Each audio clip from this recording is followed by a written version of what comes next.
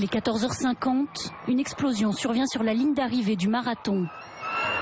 À peine 13 secondes plus tard, nouvelle déflagration.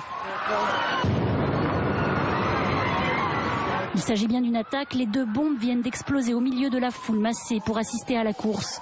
Immédiatement, les secours et les bénévoles présents accourent pour dégager les spectateurs. Bilan, 3 personnes sont tuées, des centaines d'autres sont blessées.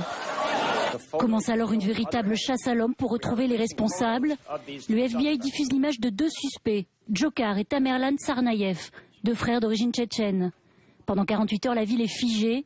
9000 policiers sont mobilisés. Lorsque les 2 hommes sont localisés, une course-poursuite s'engage au cours de laquelle Tamerlan Tsarnaev est tué.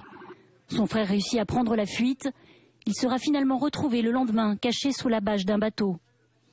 1 an après, même si les stigmates sont encore présents, la ville de Boston en est sortie grandie. La communauté s'est rassemblée autour d'un même slogan, Boston Strong. Une devise désormais affichée par toutes les équipes sportives de la ville, montrant leur unité et leur détermination à aller de l'avant après ces attentats. La nouvelle édition du marathon, elle, se tiendra lundi prochain. 36 000 participants sont attendus, soit 9 000 de plus que l'an dernier.